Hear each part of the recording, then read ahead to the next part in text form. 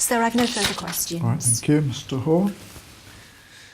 It's clear, Mr Heaton, that your approach to this case is completely self-centred and that you've totally ignored the fact that Mrs Heaton's wish is merely to look after the best interests of the children. That's correct, isn't it? Well, how dare you say that? I've always looked after the children's best interests.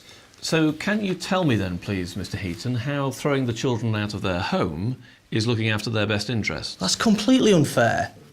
And what about the two boys, Tom and Henry? If they were thrown out of their home, where would they do their band practice? Well, I'm sure they'll find somewhere at school. In any event, the neighbours won't mind. You know, they're very good musicians. So you're prepared to take a big gamble with the children's future happiness, are you, Mr Heaton?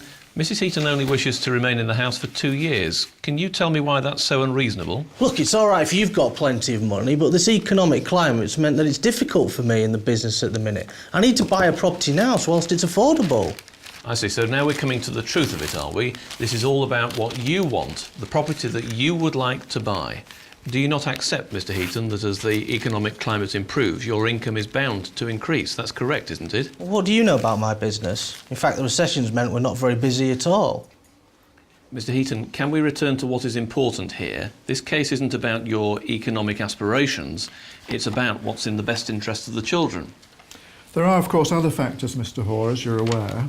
Indeed, sir. Mr Heaton, do you not accept that the children's needs are the first and major factor that the court must take into account? Look, it's obvious. She's told you to persecute me just because of my affair. What are you talking about? Mr Hoare... This all started could because you of please your affair. persuade your He client to wasn't stay thinking about the seated? interests of the children then. These interruptions are not helpful, Mr Hoare. It'd be helpful if you could please persuade your client to stay seated.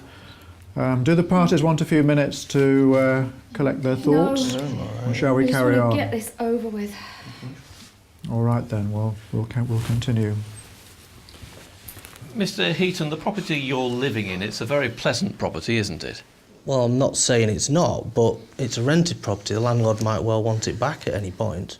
But moving isn't going to help you financially, is it? It's going to make you worse off, in fact. The cost of a mortgage will be more than the rent you're paying. That's correct, isn't it? Well, what's that got to do with anything? You're just not being realistic.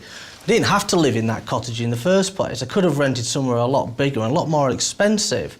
You know, you're just trying to take advantage of me because I've been reasonable. But Mr Heaton, the court has to consider the situation as it is, not some hypothetical scenario that you would like it to look at. Well, you're just saying what she wants you to say. What about me?